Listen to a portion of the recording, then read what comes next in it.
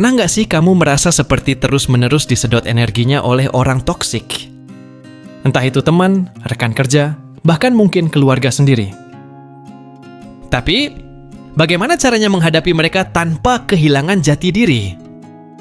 Tanpa jadi agresif, tapi tetap tegas.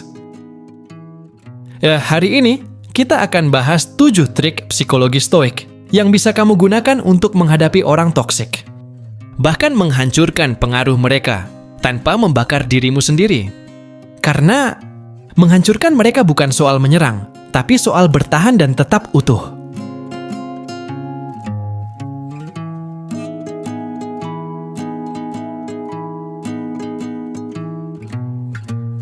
Filosofi Stoik yang berkembang sejak zaman Romawi dan Yunani kuno mengajarkan bahwa kita tidak bisa mengontrol dunia luar, termasuk sikap orang lain, tapi kita bisa mengontrol respon kita. Dan justru, kekuatan terbesar kita ada di sana. Orang toksik sering menyerang emosi kita. Mereka memicu reaksi. Mereka ingin kita kehilangan kendali, marah, cemas, atau frustrasi. Tapi dengan stoic mindset, kita belajar untuk tetap tenang, tetap kokoh, seperti batu karang yang diterjang ombak. Jadi, dalam video ini kita bukan bicara soal balas dendam. Bukan juga tentang menghancurkan dalam arti menyerang balik. Tapi menghancurkan pengaruh mereka atas kita. Menghancurkan ilusi kekuatan mereka. Trik 1. Dikotomi kendali. Kamu tidak bisa mengubah mereka.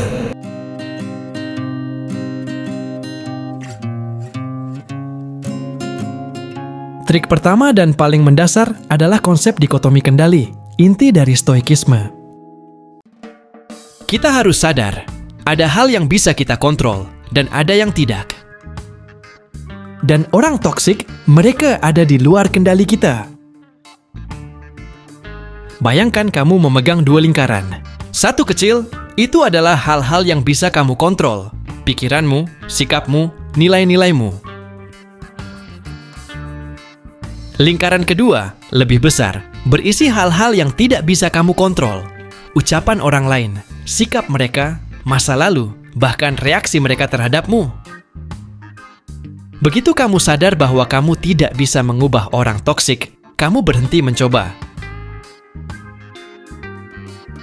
Kamu berhenti menghabiskan energi untuk meyakinkan, menjelaskan, atau berharap mereka berubah. Dan disitulah kamu mulai menang. Karena orang toksik sering mendapat kekuatan dari perhatian kita. Dari emosi kita. Jadi begitu kamu menarik itu semua, mereka seperti kehilangan panggung. Mereka bisa berteriak, memanipulasi, memancing emosi. Tapi kamu? Kamu tenang. Kamu berfokus pada yang bisa kamu kontrol, dirimu sendiri.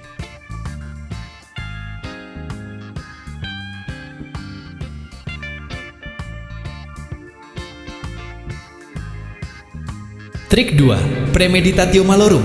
Antisipasi drama sebelum terjadi.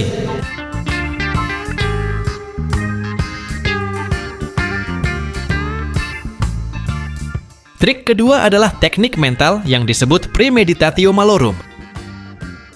Membayangkan kemungkinan buruk sebelum terjadi. Bukan untuk jadi pesimis, tapi untuk bersiap. Kalau kamu tahu akan bertemu dengan orang toksik, jangan berharap semuanya berjalan mulus. Sebaliknya, siapkan mentalmu. Katakan pada diri sendiri, hari ini mungkin dia akan menyindir. Mungkin dia akan pasif-agresif, dan itu tidak akan menggoyahkan aku. Bayangkan situasi yang akan terjadi. Visualisasikan dirimu tetap tenang, tetap rasional.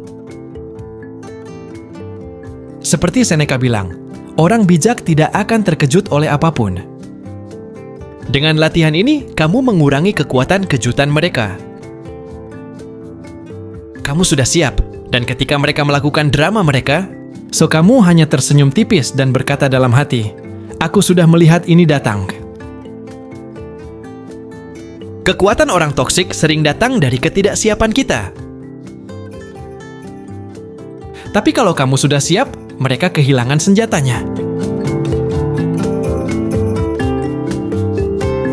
Trik 3, amor fati. Menerima mereka, bukan mengizinkan.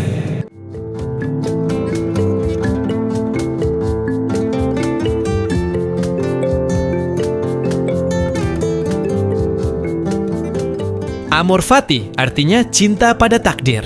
Ini bukan berarti kamu suka dengan orang toksik, tapi kamu menerima kenyataan bahwa mereka ada dalam hidupmu untuk saat ini. Kenapa ini penting? Karena perlawanan emosional kita terhadap kenyataan justru yang paling melelahkan. Setiap kali kamu berkata, "Kenapa dia begitu? Kenapa dia nggak bisa berubah?" Kamu sedang membakar energimu. Amor fati mengajarkan kita untuk menerima, bukan pasrah, tapi tenang. Kamu bisa berkata, "Oke, dia begitu, tapi aku tetap memilih jalanku." Ini seperti saat kamu berjalan di jalan berlumpur. Kamu tidak bisa menghindari semua lumpur. Tapi kamu bisa tetap melangkah hati-hati, fokus ke arah tujuanmu, bukan ke keluhannya. Menerima bukan berarti membiarkan mereka menyakiti kita. Tapi kamu menerima bahwa mereka ada, dan kamu memilih untuk tetap waras.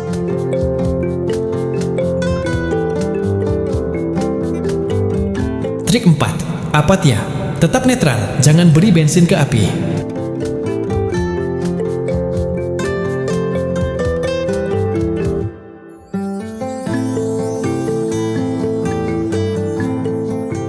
Konsep apatia dalam stoikisme bukan berarti mati rasa, tapi ketenangan emosi. Ini adalah kemampuan untuk tidak bereaksi secara impulsif. Orang toksik paling senang kalau kamu terpancing. Mereka akan melempar sindiran, provokasi, atau bahkan drama tangisan. Tapi ketika kamu tetap netral, mereka kehabisan bahan bakar. Bayangkan kamu seperti air jernih. Saat orang toksik mencoba membuatmu mendidih, kamu justru semakin dingin, diam, stabil. Kamu menjawab dengan tenang, atau bahkan cukup dengan senyum. Respon yang terlalu emosional sering jadi senjata makan tuan. Tapi kalau kamu berlatih apatia, kamu menjadi tidak bisa disentuh. Dan seperti kata Epictetus, tidak ada yang bisa menyakitimu tanpa persetujuanmu. Tips praktis, latih diri untuk jeda sebelum merespons.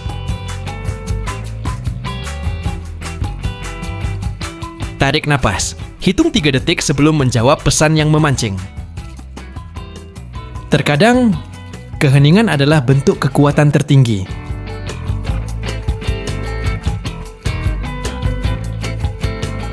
Trik yang kelima, negative visualization.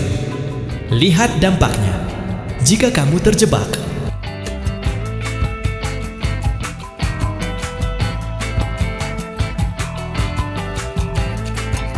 visualisasikan ini. Kamu terus-menerus bereaksi pada orang toksik. Kamu marah, frustrasi, kesal setiap hari. Apa yang terjadi setelah seminggu, sebulan, setahun? Negative visualization adalah teknik stoik untuk membayangkan kemungkinan terburuk, agar kita termotivasi untuk menghindarinya. Kalau kamu tidak belajar mengelola responmu, kamu bisa jadi sama seperti mereka. Kamu bisa terbakar dari dalam. Jadi, bayangkan dirimu kehilangan arah, hubunganmu rusak, produktivitasmu hancur.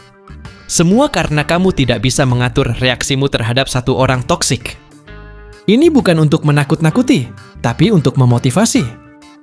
Untuk bilang ke dirimu, aku tidak mau jadi seperti itu, aku bisa lebih baik. Trik ke-6, atur lingkungan bukan orang.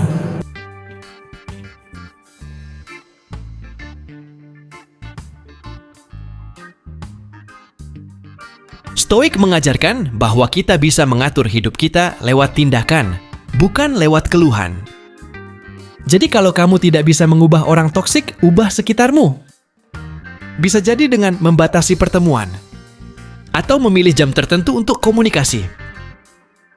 Bahkan sekadar mengganti tempat duduk bisa mengubah dinamika. Kalau orang toksik di lingkungan kerja, mungkin kamu tidak bisa kabur. Tapi kamu bisa mengatur ulang jadwal agar minim interaksi. Jika itu keluarga, mungkin kamu bisa mengatur batasan waktu atau topik pembicaraan. Seneca pernah bilang, bahkan dalam keramaian, orang bijak bisa menyendiri. Artinya, kamu tetap bisa menjaga ruang batinmu bahkan di tengah keramaian. Dan kalau memungkinkan, kamu bisa menciptakan lingkungan yang lebih sehat. Pilih siapa yang kamu izinkan masuk ke dalam jiwamu. Trik 7. Menjadi teladan. Balas dengan integritas.